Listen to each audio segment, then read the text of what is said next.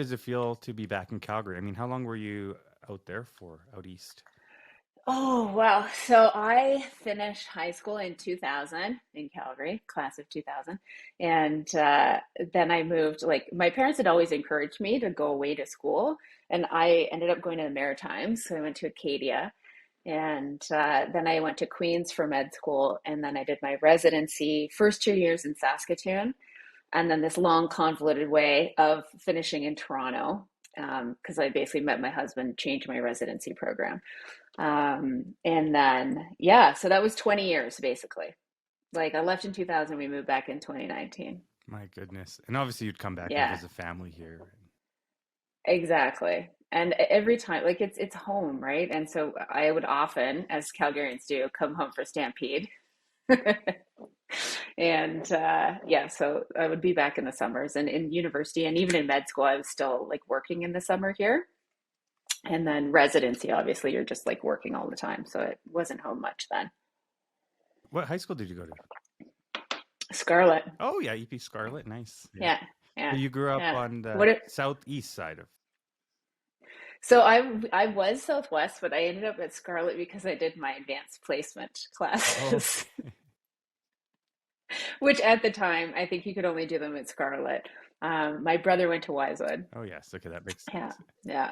Did you know all along you wanted to go or become a dermatologist or a doctor even? So yeah, I did. So this is super. I think it's kind of rare. I think most people, they take them a while to figure it out. As a kid, I had really bad eczema, like really, really bad. And the like other kids' parents would call the school and ask if I was contagious, like that kind of stuff. And so it impacted my family really quite a bit when I was younger. So I remember looking at my dermatologist, who to this is still practicing here in Calgary, and just thinking like this is somebody who made a huge difference in my life, and I just thought, this seems like a really cool job. And so I kind of, when you're a kid, it's like saying you want to be a paleontologist. Like you don't really know the full idea of it. But so I would say that, like, I'm going to be a dermatologist. And people are like, okay, sure, Nicole. And then I actually, you go through school and I thought, well, maybe, a career in the health professions is what I want. So I ended up going to med school and it was very lucky that I got in. Like it's so hard now to get in. And then when I was in medical school, I tried a bunch of different things. Like you have to go through all your mandatory rotations, but at the end of the day, on my dermatology rotations, I always felt really energized. You see high volume, you see 40 to 70 patients a day, lots and lots of people, everyone from little babies to the elderly. So yeah, I loved it. That's amazing.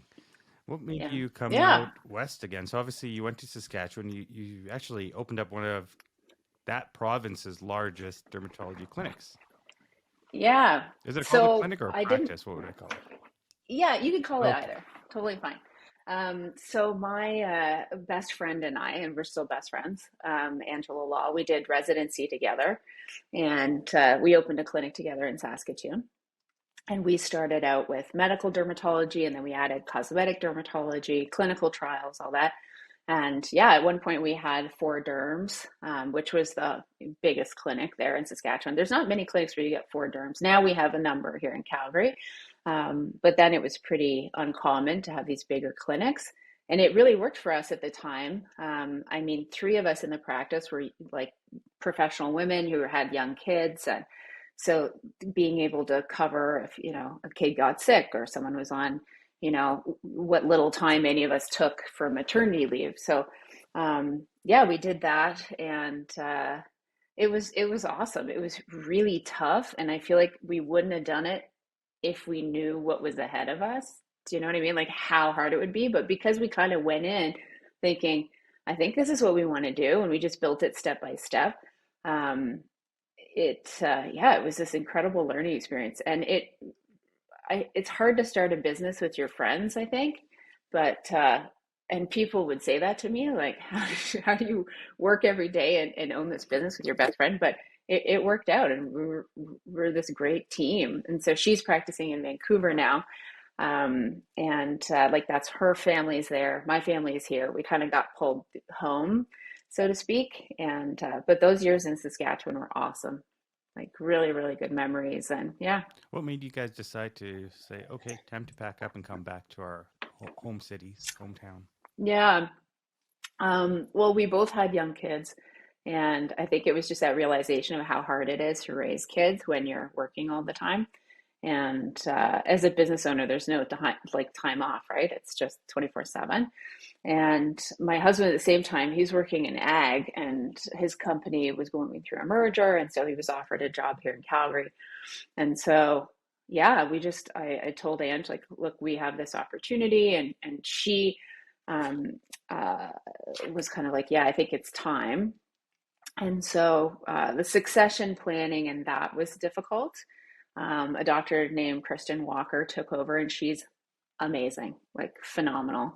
And she's really built up the clinical trials since we left. Like she's done just an amazing job with the clinic. So I feel like all of my patients are in really good hands. And because I missed like my last few weeks of work there, it was like going through a breakup every day, like having to say goodbye to these people that I've been treating for 5 years. And that was really sad. And I think about a lot of them still. Like I think, oh, I wonder what so and so's doing now. And so, yeah, Well, it's definitely a personal journey for someone. They're in a vulnerable state coming to you, and yeah, it could be their hand, it could be their face, and oftentimes that's what people see initially, right? So it's scary for someone. Yeah, exactly. yeah, no, It big is. time. And I always try to put people like at ease when, especially when we're talking about skin cancer, because people, obviously, the cancer word is terrifying. And like, I take out probably 8 or 9 skin cancers a day.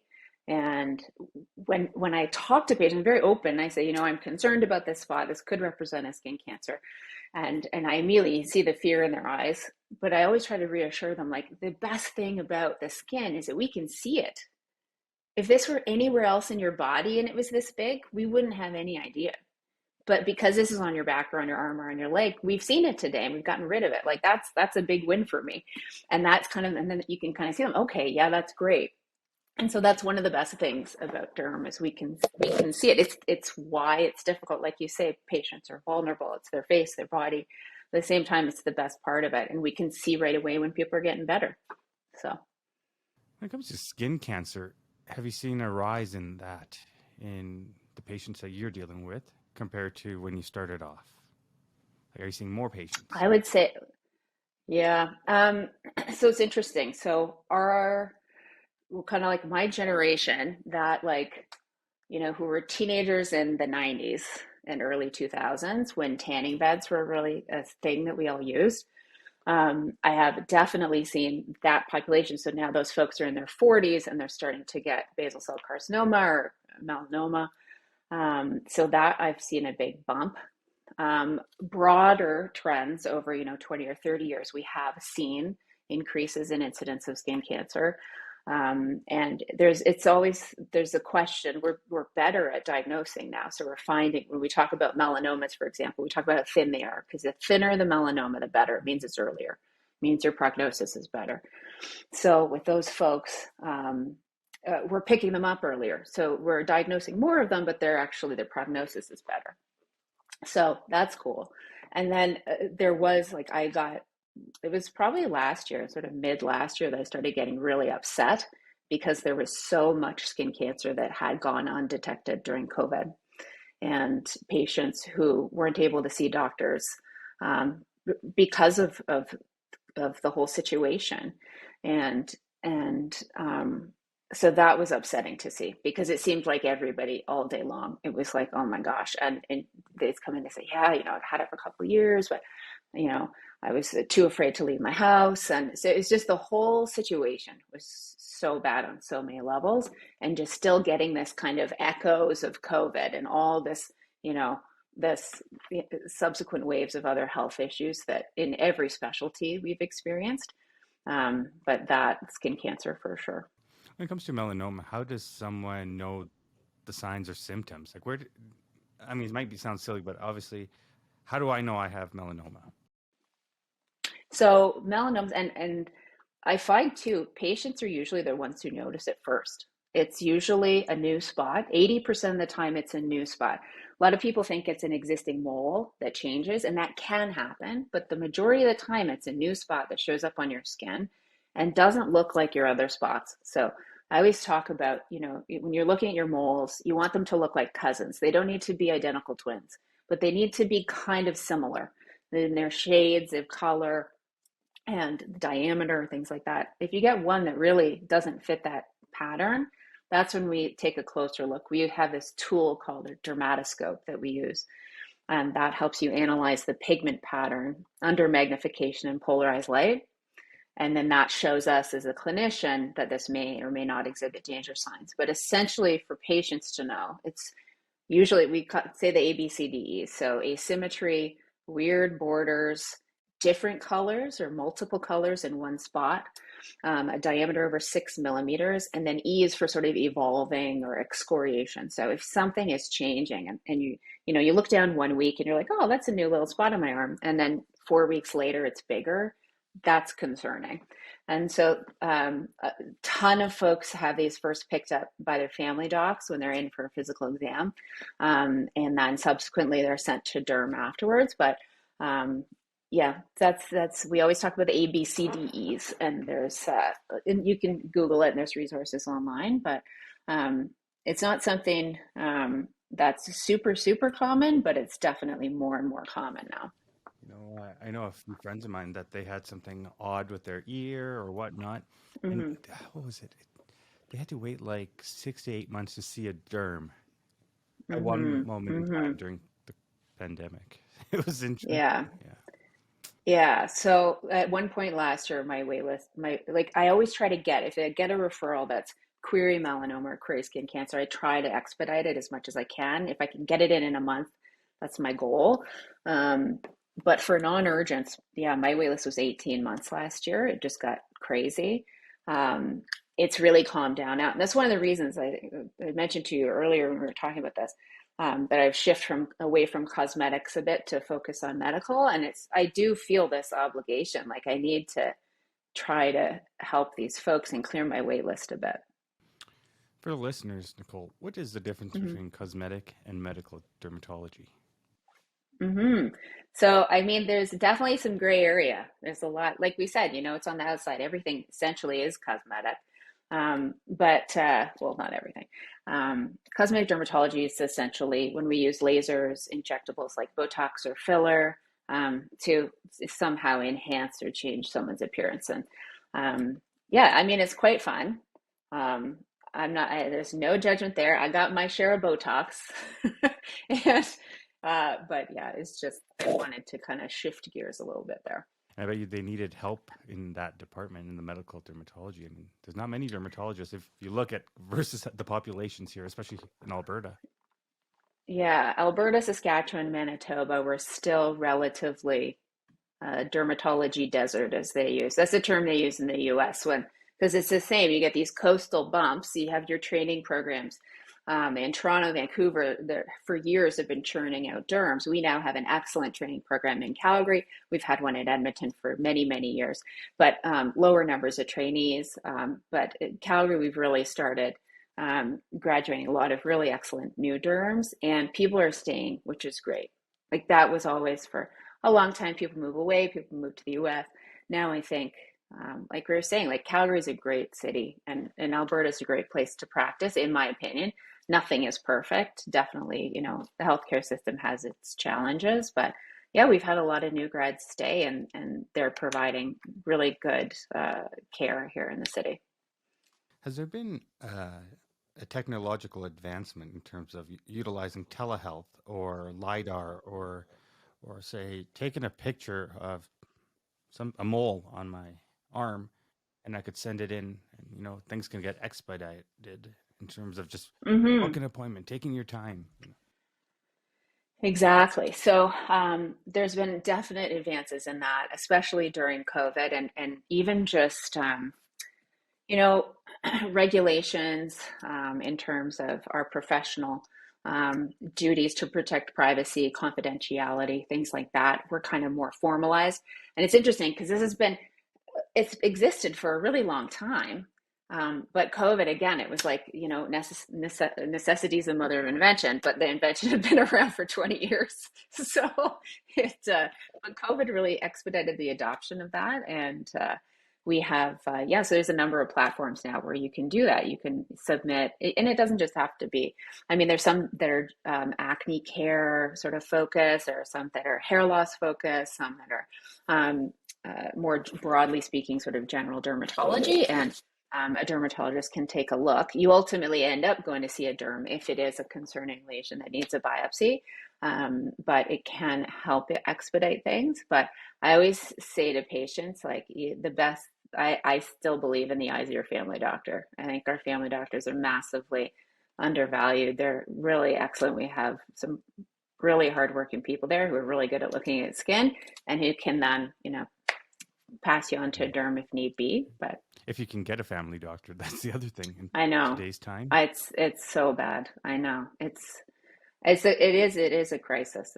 It's not good. Like, I had a patient in my office the other day asking if I could prescribe, pretty routine prescription medication, and I was like, I've prescribed this like since med school or since residency, but it's because their family doctor is gone and they can't get a new one. And so rather than leave them hanging, I was like, okay, um, make sure I can do this as safely as possible. I wonder if there was like and I bet you it's already out there, but like a technology such as AI or machine learning where it's trained on certain moles and it can quickly detect, saying, hey, yeah, that is what it is. Yeah, it's so cool. So I think that that's going to really change the game in terms of our melanoma patients and patients who have multiple nevi. Like, we have some patients who have hundreds of moles, and it's really, really difficult. You look at them and you think, oh my gosh, um, okay, I got to try figure out which ones of these, if I'm going to biopsy, which ones I'm going to pick, and has this changed over time? They're not sure because it's on their back. So I think in the future, we're going to be able to have sort of full body photography that then the dermatologist can utilize over time to help detect changing or new lesions. And that'll be a real boon for patients. It'll be great. So I hope that that's the way that we're going. Anything to make it better and safer. Was there something that you utilized during the pandemic, such as like a Telederm, they call it, or where you do a Zoom call, but Yeah. obviously medically graded and could chat with someone? Yeah, yeah. So it was basically like this, like a Zoom call kind of thing, and we'd chat. And some things are easier to treat versus others on that. And lesions were really, really difficult because I couldn't do dermoscopy. I couldn't get a real close look. There's always limitations with the imaging, so that was the Lighting, toughest. camera. But exactly, exactly. And everybody tried their best. It was such a weird time. Like, my kids were at home because the daycares had closed. We had a nanny, but my kids were really young. Like, my youngest was, I don't even think he was 3 yet. And yeah, and so I had to lock myself in the guest room because our office, like as you can see here, I don't have a door. So my husband and I have this like open concept office, which is really lovely, but also like kids can walk in and out of here. And if I'm doing medical work, There you that's see him not running going to around. fly. So yeah, I locked myself in our guest room for a few hours a day, and I didn't love it. I'm not gonna lie. Like, I get energy from like seeing people in person, from going to work, and that. And I felt almost yeah, I felt kind of impotent. Like, I couldn't do what I needed to do. I would see something and say, "You're right. I'm concerned about that spot. I I'll see you when I am allowed to see you." And so I just had this list of people that I had tried to book in for biopsies when I was allowed to see people in person then.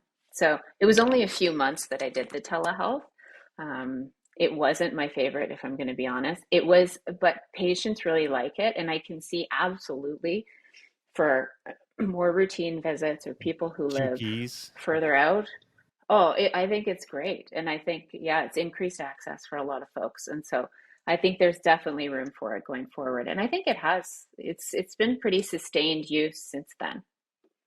What are some technologies you would want for the future, especially in the dermatology industry? Mm. Oh, that's tough. Well, I mean, if we talk about drug technology, there's been some amazing advancements in that, and I think that's going to continue. Drugs and lasers, basically. I mean, now we've got a laser just out this year in Canada that will treat acne, and it does actually really quite a nice job. So that's amazing. And then we have ever more targeted drugs. So I mean, when I was in residency, we used to, especially for patients who had what we call like immunobolus diseases. So pemphigus or pemphigoid, it's literally like blistering on your skin that's caused by your immune system. It's terribly life altering. It's really difficult to live with.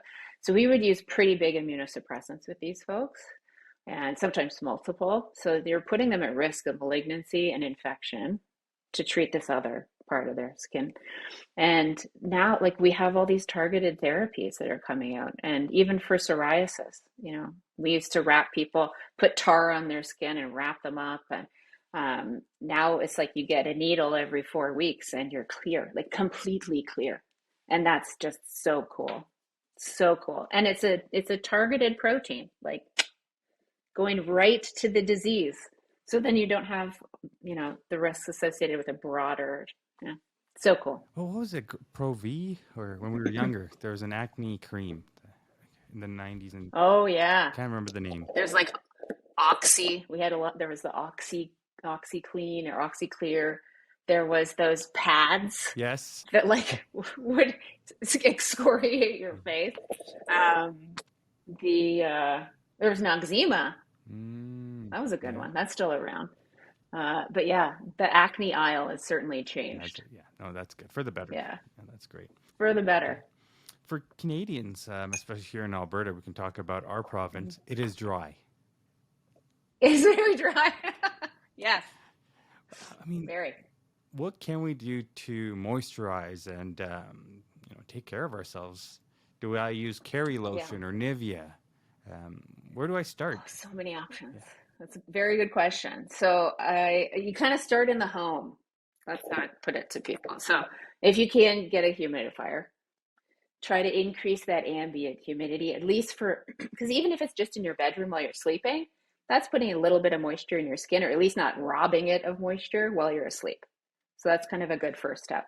Then in the shower, you want to limit showers because that hot water dissolves the normal lipid in your skin. So basically our skin is like the skin barrier. I could talk about this forever, but the skin barrier is this structural wall that protects us from everything on the outside. And it's really, really good at its job. But it's like all these little bricks, and then you've got the oil, which is the mortar. And in Alberta, this oil it's just shriveled up and dried. And so that's how we get this, chalky type feeling on our skin. So what you want to do is not use things that will dissolve all that good oil in your skin. So a lot of hot water and sudsy soaps. So sticking with what I call like non-foaming soaps, and try to limit showers to like 5 minutes and not too hot. So a little just warm. And then you want to put on good moisturizer. And there's so many good moisturizers now. Broadly speaking, you want one that is fragrance free, because fragrances can cause irritation on the skin, and a certain number of people actually get allergic to them. So something that's just really bland. It's not going to be glamorous or beautiful. It's going to smell kind of medicinal probably. And you just lather yourself with that after the shower. And usually once a day is fine. For folks who have eczema or really dry skin, ichthyoses, things like that, then usually they're putting stuff on twice a day. But I anticipate this question, so I brought a whole bunch of stuff. I love Can I it. show you? Yes, absolutely. Okay. So, yeah, so like these, like tubs. So this is another distinction. Okay, let's see this. When you're thinking about moisturizers, Mm-hmm. higher water content will be in a pump. So it's not quite as sort of thick and rich. So if you're not that dry, then you want to go with a pump bottle. So these are two good ones. So what was the other one? Really, There's really dry. Bioderma, and what was the other one? Oh, So we can show them. La Roche-Posay. Both very good brands. Okay. Then we've got, I brought up some Aveeno. I love Aveeno. This is Aveeno Baby, but you can use this as a grown-up. That's fine. And then we've got the Complete Repair Eucerin, but both, again, like a tub. And it doesn't have to be the brand name. There are some store brands, especially US has more for sure. They'll come out with a store brand that looks exactly the same and is positioned right beside it on the shelf. And essentially it's the same or very, very close. So there's lots of price points too. Also, you can get this stuff at Costco and Walmart. So it's not like you don't need to spend a ton to have good skin. The other thing, oh yeah, and I brought a non-foaming cleanser. So like that's the Neutrogena Ultra Gentle Cleanser. So it doesn't suds up.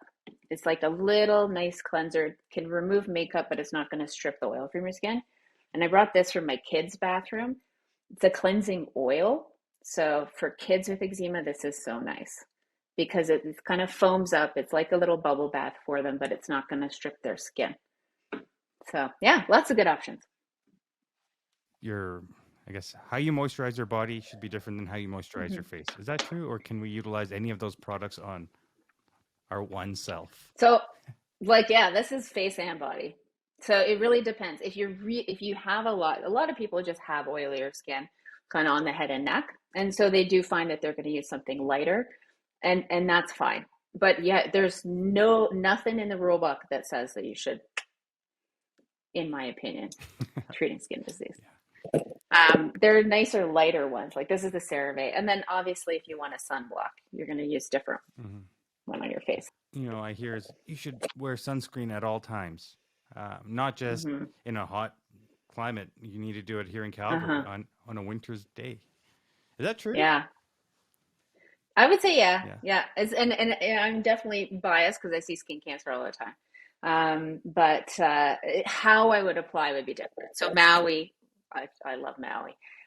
Maui, you're applying it in the morning. You're applying it every 2 hours, basically, because the sun is intense, and you're probably sweating a bit, Yeah. and maybe you're in and out of the pool or the ocean.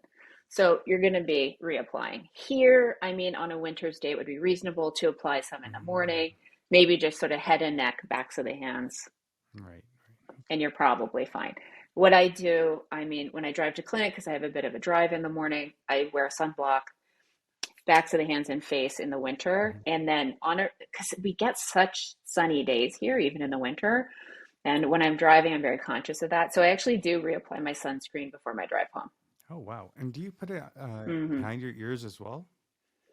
I do my ears, like that whole area, like anywhere where that light can get to. I also have a sweet visor for summer that's like covers my entire face. And my kids they're just so embarrassed by it, but it's great. And then you don't have to wear sunglasses because you have this huge visor. And that also helps in the summer. But and I look like RoboCop, but they don't find it funny. I find it hilarious. I love Yeah. it. That's amazing. In in terms of tanning, people love to tan. It's Hmm. a thing here. Hmm. It is a thing. Should we be avoiding it? That's such a hard question. So, I mean, if I go by the textbook, then yes. I mean, this when your skin has shown the signs of a tan, there's already some UV damage that's been done. So try to avoid tanning. Yeah. I mean, when you're out and about in the summer, it'll probably happen, and Hmm. it's not, I don't want to make people feel bad for things that Oh yeah. are, if you're trying your best. Yeah. I went to Maui. I got a bit of a tan on my Hmm. arms. It's hard to avoid. So do your best. Try not to, don't purposefully go out and bake in the Okay. sun. I guess that's Yeah. my one humble request. Well, we know is we're all aging. It's inevitable, but We are. aging gracefully, I think that's the key, Hmm. and how you can Yeah, feel good about yourself. It's not just your physical appearance, it's inside, but both are correlated. Some agree, some don't, but they are. completely. Yeah. And I think, and one of my pet peeves is this whole thing about, you know, that we should try not to age or look like we're not aging. But that never goes well. Hmm. You see the celebrities who tried to not age, and that's not a Hmm. good situation. Yeah. Yeah, if you're alive and healthy and you get to live to whatever age, that's fantastic. Do your best. And I always say, like, oh, there's so many good derms on Instagram and stuff. Sandy Scott Nicky is one, who I particularly like. She's based in Toronto. And she posted a little thing the other day that was just about exercise. And she's like, this is one of the best things you can do for your skin. And it's so simple. Just exercise. Like we know that that helps you feel better, it helps you look better, Hmm. and probably helps you live longer. So there's all these other things too that play a part. But yeah, I'm kind of against this whole anti-aging thing. I agree with you. You want to age gracefully. We all want to look nice. Of course. But yeah, this I think the beauty industry's got the memo because you can tell the messaging has changed a bit. It's a little more. Mhm. I think it's improved a bit over the past 10 or 15 years. For sure. I mean, But biohacking and the technology there's phenomenal. It's pretty cool. Yeah. it's amazing. It's amazing. Yeah. Yeah. What are some things that you do on a daily to stay healthy, stay fit, and stay sharp? Hmm. So I get up really early. Yeah. Not necessarily because I want to. My kids are really early risers, so I'm usually up. Like we're up at like 5. Oh, Um, and usually my husband actually he'll go and he'll work like in the office, but I'll usually run. Either if it's nice outside, I'll go for a run outside. And my kids are old enough now that they'll bike ride with me when I run. oh yeah. So it's not I'm not going on like huge long runs. Like we're talking like 20 minutes, half an hour. But I love that. And it's so fun when the kids can come with me in the winters and they'll sleep a bit later in the winter because it's dark. Then I just run on the treadmill. So I do that. I try to do that at least, 3 or 4 days a week if I can. In a perfect world, I do that every day, but it Doesn't doesn't happen. Yeah. happen. Doesn't happen. And that's basically it. And I wear my sunscreen and I take my vitamins. Absolutely. Is there a directory out there for someone that's wanting a dermatologist to specialize in what they're dealing with? Is there a directory out there saying, I need a dermatologist for acne and it's this? Yeah, so I think on the college website, like on the College of Physicians and Surgeons of Okay. Alberta, there's a directory there.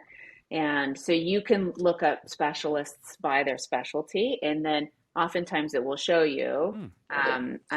which clinics they're at. You can also just Google if you're looking for somebody who's, yeah, their specialty is, let's say, immunobolus diseases or phototherapy or patch testing or cosmetic dermatology. And so there's that directory, and then there's also one on I think it's dermatology.cda or CA, which is our CDA website, so the Canadian Dermatology Association, and you can members can list themselves there, and then we have a sort of cross country directory there too. All right. Well, thank you for your time today, Nicole. I appreciate it. Yeah, no, my pleasure. I'm always happy to talk about my creams and stuff.